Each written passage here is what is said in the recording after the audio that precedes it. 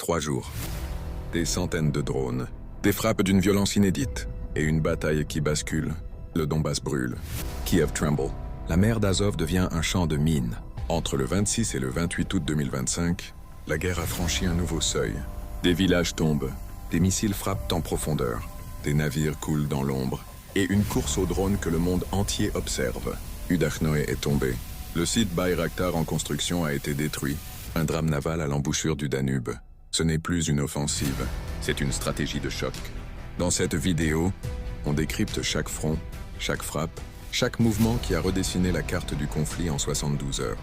Point chaud, victoire tactique, revers stratégique, et ce que préparent les deux camps. Si tu veux comprendre ce qui se passe vraiment sur le terrain, abonne-toi, active la cloche, et reste jusqu'à la fin, car le tournant du SVO est peut-être en train de s'écrire. Maintenant, résumé stratégique, jour 1282 du SVO, du 26 au 28 août 2025.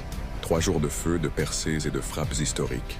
Le conflit entre dans une phase décisive, les lignes bougent, les drones dominent le ciel, et la course à la technologie redéfinit la guerre. Vue d'ensemble, une offensive russe coordonnée et massive. Entre le 26 et le 28 août 2025, les forces russes ont lancé une pression multifront sans précédent, combinant offensive au sol, frappe aérienne profonde et domination aérienne. L'Ukraine résiste avec acharnement, mais subit des revers tactiques majeurs, notamment à Udachnoe et dans les secteurs clés du Donbass. Pendant ce temps, la guerre des drones atteint des sommets et les infrastructures stratégiques sont devenues des cibles prioritaires. Point chaud du front, carte des combats. Interfront de Pokrovsk, le cœur du Donbass en jeu.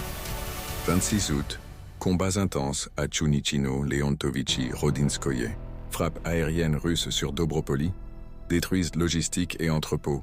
27 août, prise confirmée de Leontovichi.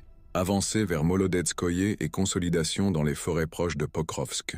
28 août, chute d'Udachnoye. Victoire symbolique et tactique après des mois de bataille. Les troupes russes progressent vers Sergeyevka, ouvrant une nouvelle brèche vers l'ouest. Analyse. L'Ukraine perd un pivot stratégique. La route de Pokrovsk est désormais directement menacée. 2 fronts de Zaporizhia. Nettoyage, consolidation, pression. Plavny. Après des combats acharnés, les Russes repoussent l'ennemi et consolident le village, avec des groupes de reconnaissance déjà aux portes de Primorskoye. Stepnogorsk. Attaque multidirectionnelle. Succès tactique russe. Orekov. Affrontement lourd avec artillerie et aviation. Objectif clair. Percer vers Melitopol et couper les dernières lignes de ravitaillement russes en Crimée.